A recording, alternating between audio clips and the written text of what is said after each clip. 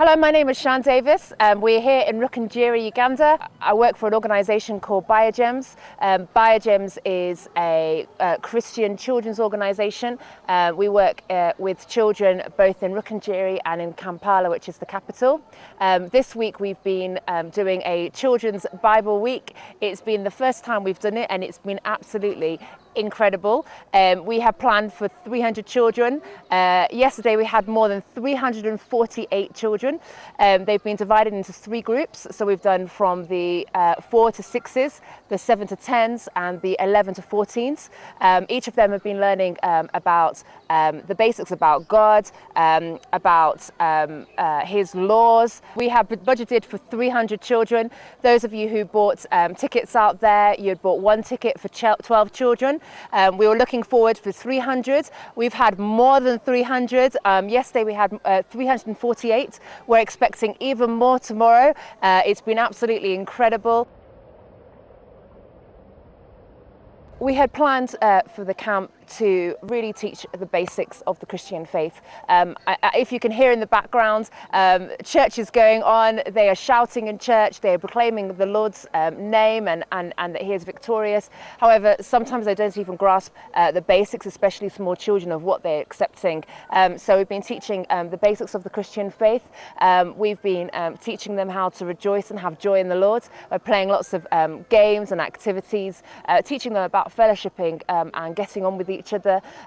We've been teaching them about what it means to be a Christian and to live a godly life. The impact has been even greater than that. The parents have been just so overwhelmed with what we have done for them. We have done a number of home visits, going in with the children, seeing their parents, seeing the background that they come from. Some of these children are coming from extreme poverty, and yet they are walking for miles and miles to come and to be with us and to join with us and to do the camp. We've been to two separate homes. One was Elias. He came in high-heeled shoes. We talked to him and found out it was the only pair of shoes the whole family had. They were sharing one pair of shoes.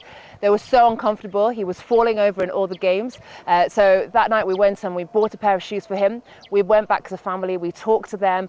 We explained what we were doing and we explained that we just wanted to bless them. Another family today, I felt really called to go to a particular girl's house. We went there and met with her family, and some of her siblings had also been coming to the camp. When we came away, the pastor explained to us they're actually from a Muslim family.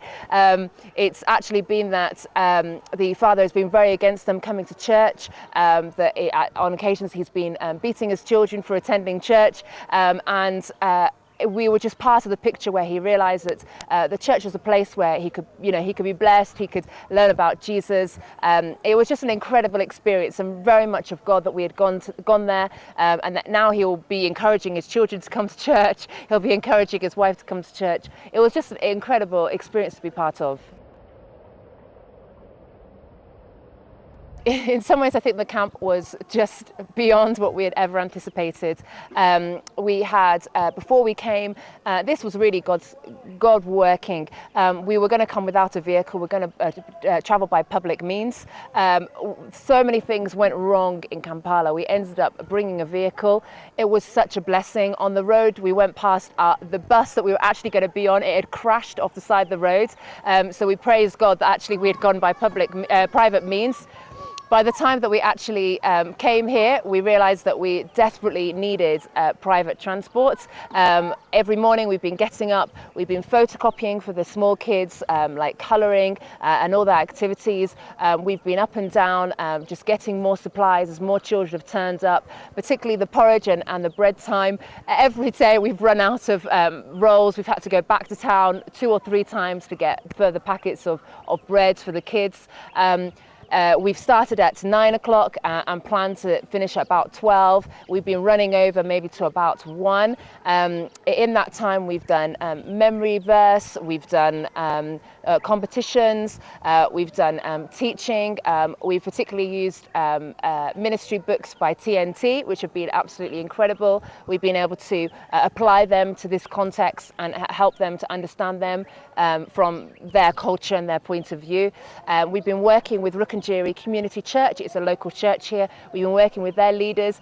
Every time you say something, it has to be translated in the local language. It's just been an incredible piece of work, but it's just been so rewarding. The children have been so happy. They're running home, they're telling their family about God and what they've learned, and how happy church has made them. It's just such a wonderful thing to be part of. One thing that the church has particularly just thanked us for is that we have worked with the smallest of children. They have said that, you know, people before have come and they've done pastor's work or they've done youth work, but no one has actually ever come and valued the smallest of children and actually put into them and given them knowledge and understanding. So I think we have made quite a big impact in the community because of that. I think it's raised the profile of children and the worth of children and the value of children within the local community. The camp was just something new to them. They have never had it before, and I think it just helped them to realise that the church was there, the church was serving them, that people really valued them as individuals and their children as individuals. Tomorrow is day 5, it's the last day of the camp.